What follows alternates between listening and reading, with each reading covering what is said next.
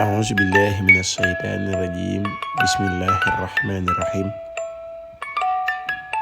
رب اشرح لي صدري ويسر لي أمري واحلل عقدة من لساني يفقهوا قولي mbokk yi maa ngi leen di nuyu maa ngi leen di siyaare rawatina yéen ñi may topp seen de Asrar 313 maa ngi sàkku ci yéen ngeen abonné ci seen bi tey partage vidéo yi te di bës sem bi loolu bokk na ci li tax vidéo yi di gën a mën a tasaaroo ba ñëpp mën cee jot su ko defee tey li ma bëgg a jàngalante ak yéen bayre jigéen moo ko tax a jóg waaye nag benn mbokk moo ko laaj mbokk mi woote laaj ko nag nee na moom tailleur la day ñëw te li ëpp ci ay clientam ay jigéen lañ te ba sañoon ñuy ñëw lu bare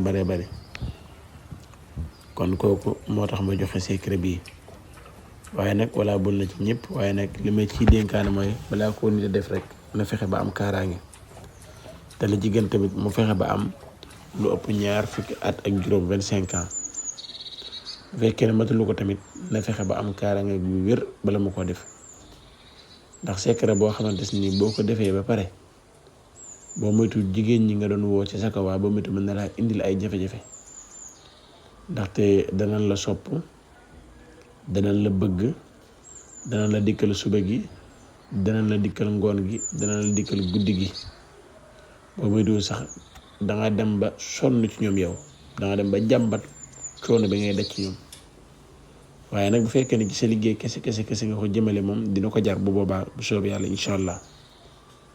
waaye daal képp koo xamante ni liggéey na ko bala mu koo def na wut kaaraange gu wér mu def ko ba pare di ko soog a liggéey ndax xam naa ne moom bu boobaa jigéen ñi